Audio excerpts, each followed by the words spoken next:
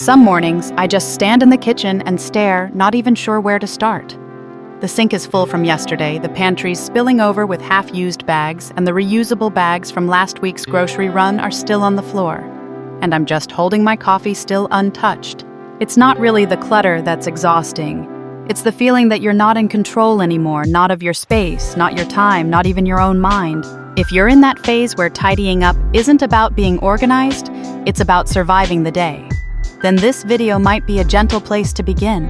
I'm going to walk you through 7 types of clutter that most people have, and most people feel lighter after letting go of.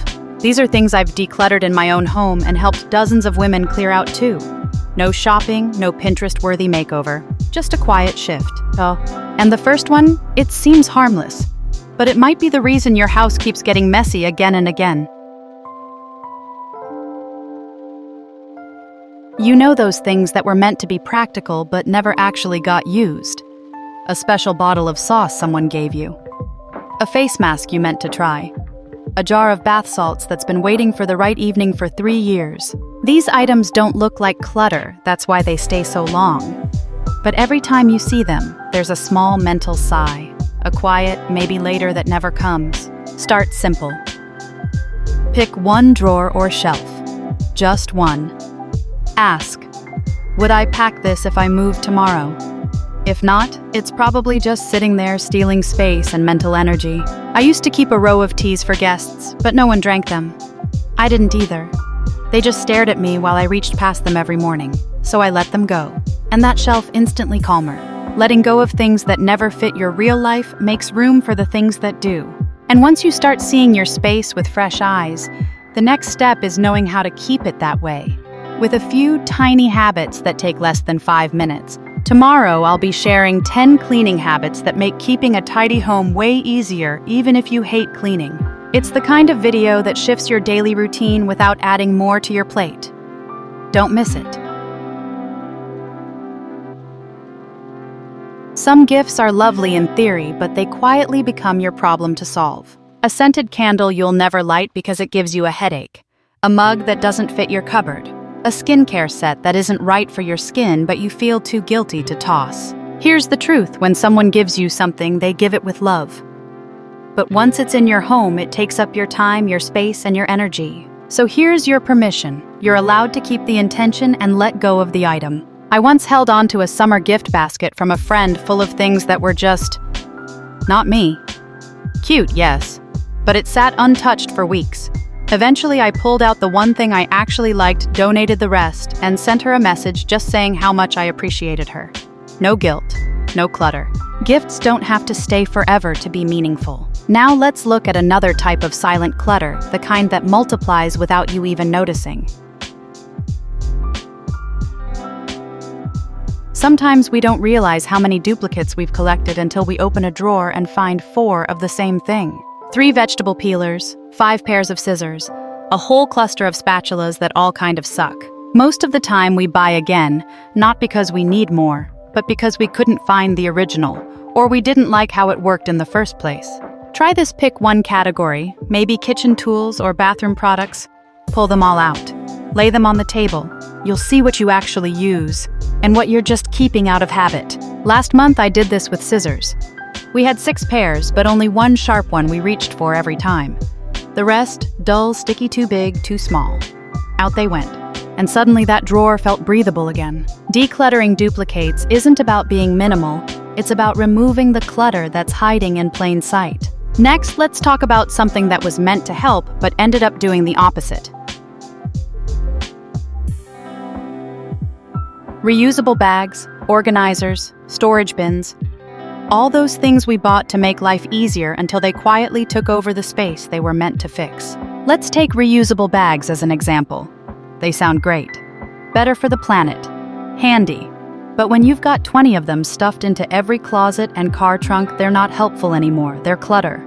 The shift. Set a clear limit. Maybe 5-7 good ones. That's enough for a full grocery run and still manageable. I used to have an entire cabinet filled with bags, some from stores I didn't even shop at anymore. Now I keep one set hanging by the door, rolled and ready.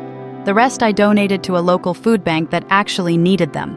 Sometimes the most helpful thing is choosing less of what you already have too much of. Next, let's tackle something you probably see every day but dread dealing with: paper.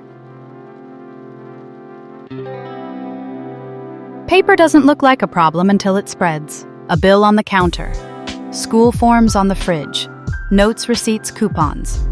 One by one they land, and suddenly every flat surface in your house feels noisy. The hardest part: paper asks for decisions. And when your brain is already tired, those tiny choices feel like too much. So you set it down for later. But later never comes. Try this. Make a no-decision basket. One spot, just one, where paper goes when you're not ready to deal with it yet. Then set a 10-minute weekly timer to sort it. Not daily, not perfect, just once a week. In our home, I have a basket by the kitchen. Every Sunday evening, I sit with tea and go through it. Recycle, file, toss, that's it. Paper isn't bad. It just needs a home and a routine that doesn't ask for more brain power than you have. And now, let's move into something that takes up even more space, not on the counter, but in your storage: unused stuff from your old life. At some point, we all hold on to things that once made sense but no longer belong in our current lives. Work clothes from a job you left 3 years ago. Craft supplies from a hobby that quietly faded. Baby gear you kept just in case, even though your youngest is now in 3rd grade. These things don't just take up space. They hold energy, memories, expectations. But here's the shift. You don't have to throw them all out today. Just acknowledge them. Make a box. Label it past life.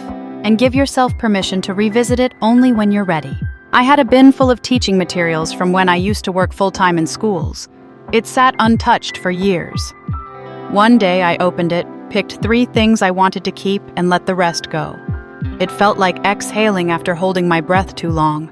Decluttering old identities isn't just organizing, it's allowing yourself to be here in the life you're living now. Next, let's finish with one of the most ignored, overstuffed categories: your towels and linens.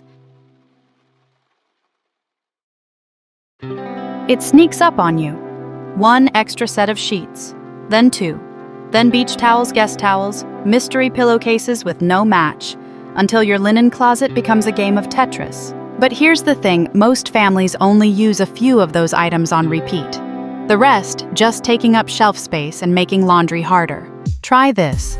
Gather all your towels, sheets, pillowcases, not just from the closet, but from bins, backups, and under the beds. Put them in one spot.